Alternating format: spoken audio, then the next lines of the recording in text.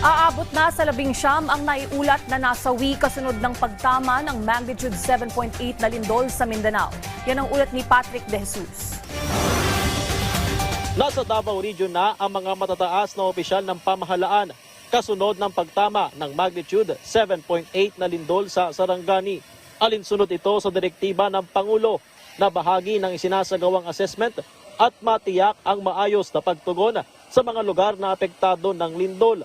Kabilang sa mga opisyal na nagtungo ay sina DPWH Secretary Vince Dizon, Health Secretary Ted Herbosa, Civil Defense Administrator Undersecretary Harold Cabreros, kasama ang mga kinatawan ng Department of National Defense, DSWD, at Department of Education.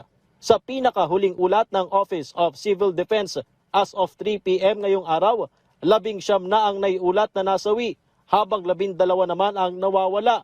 Pumalo sa higit 100 ang bilang ng lubhang nasaktan.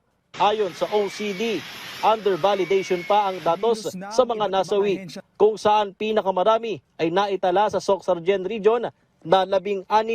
Sa ngayon kasi ang tinitingnan natin ay yung SOC Sergeant talaga, kung ang itatanong natin ay yung kumbaga sentro or where we are concentrating right now, no. But then again, even yung mga reports from Davao Region, no, from even Region 10 also, and then ganun din sa BAR ay tinitingnan din natin ang mga reports na iyon. Nakahanda naman ang dagdag na deployment na tauhan para tumulong sa search, rescue and retrieval operations sa mga lugar na apektado ng lindol. Gayon din sa pamahagi ng tulong.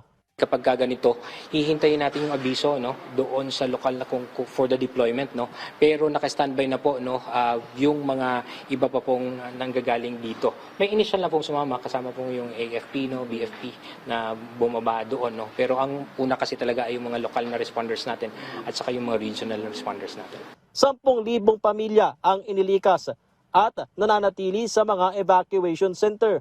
Pero ayon sa OCD, hindi kaagad makakabalik ang mga ito sa kani-kanilang tirahan dahil nagpapatuloy pa rin ang aftershocks. Mahirap pa na bumalik na kaagad doon sa mga gusali hanggat wala pang assessment, structural integrity assessment na nagmumula sa safety officers, sa mga engineering departments, no, ng mga lokal na pamahalaan, ganun din ng BFP, at saka ganun din po ng ibang mga ahensya pa po ng pamahalaan na nagsasagawa nitong structural integrity assessment.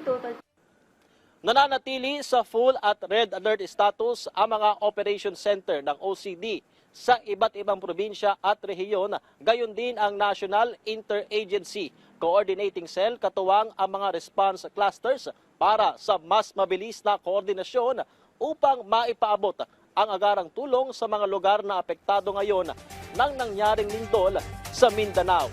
Mula rito sa Camp Aguinaldo, Patrick De Jesus para sa Bayan